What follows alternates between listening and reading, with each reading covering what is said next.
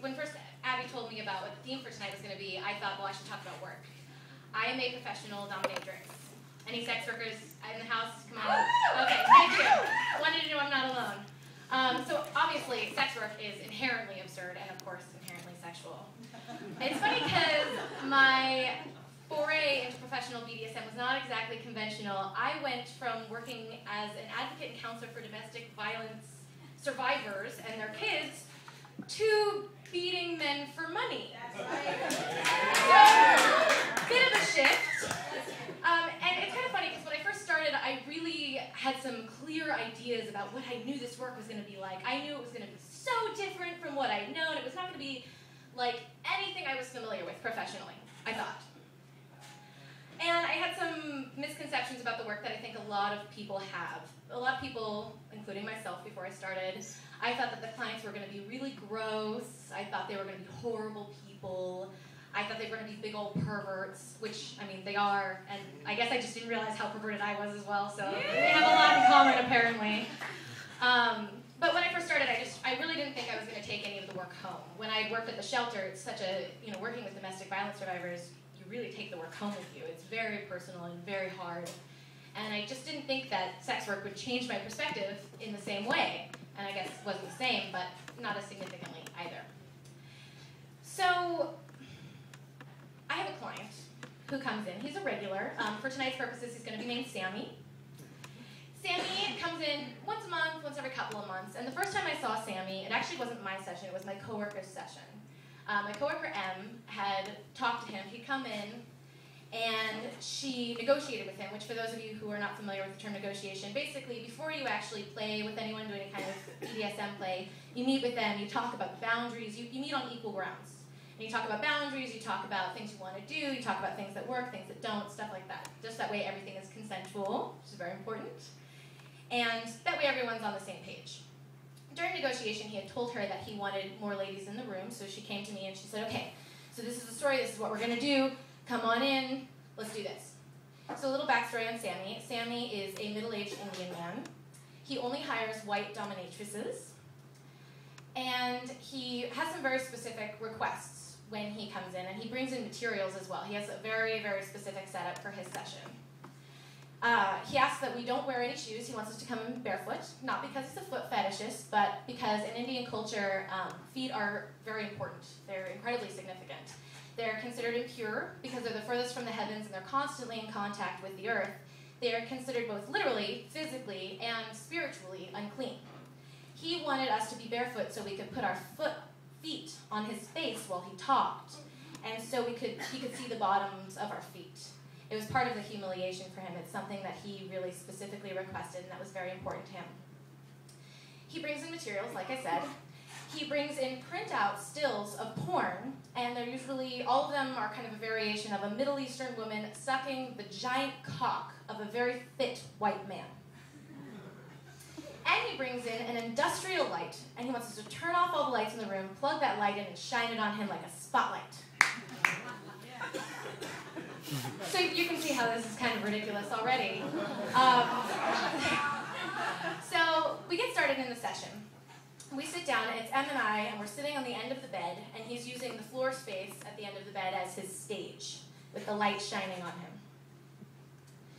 He takes off his clothes, and under his khaki pants and button-up shirt, he has on an outfit. His outfit is a hot pink, frilly negligee. And under that, there's a rope harness that he says he wears to remind him of his place. Before we even get into the real session, he says, I've prepared some songs for you. Can I sing my songs? And of course we're thinking, this is going to be fan-fucking-tastic. Yes, please, perform your songs. Yes, give it to us, come on. So he starts to dance. I'm Sammy with the sexy feet. I'm Sammy with the sexy toes. I'm Sammy with the sexy eyes. I'm Sammy with the sexy nose. My butt may jiggle, my gut may wiggle, but all you know, the girls can't giggle. No, but really, you can laugh. It's okay. I'm funny. You can laugh, ladies. It's good. Yeah, I'm funny. Of course, he didn't need to give us permission. We were already practicing hysterics at this point. And so then he starts to tell us his story. And, you think with the start of that this is going to be, I'm thinking, oh man, I was kind of nervous about it. especially because I don't usually do race play. That's something I'm very uncomfortable with, and I was like, I don't know. But the start of this, I'm thinking, oh, this is going to be fantastic. We're going to be fine. And we get started, and he starts to tell us his story. So Sammy came to America with his Middle Eastern wife, who he met through an arranged marriage. After they came to America, their marriage hit the rocks. She left him for a white American athlete. Yeah. So he has, obviously, a lot of demons related to this. And we start going through the porn and talking about it. And he's asking us questions like, well, not all women are into big cocks like that, right? They're not all into that. This works, right? This is good. This is good. And of course, we were told that he doesn't want the affirmation. So of course we're like, that's not even a cock. What do you call that? Oh.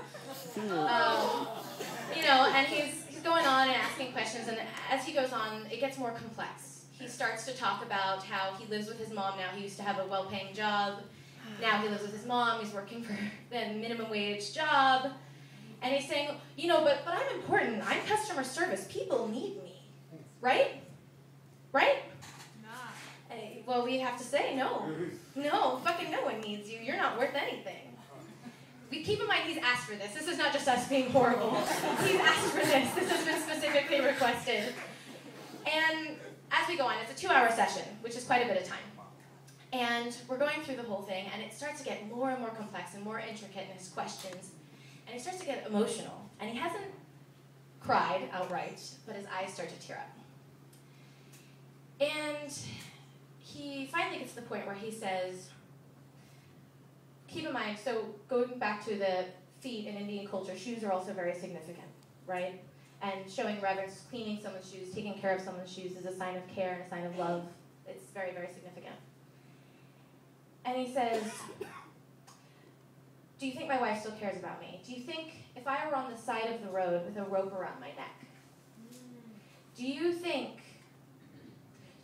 that she would care more about her new boyfriend's dirty tennis shoes than she would care about me?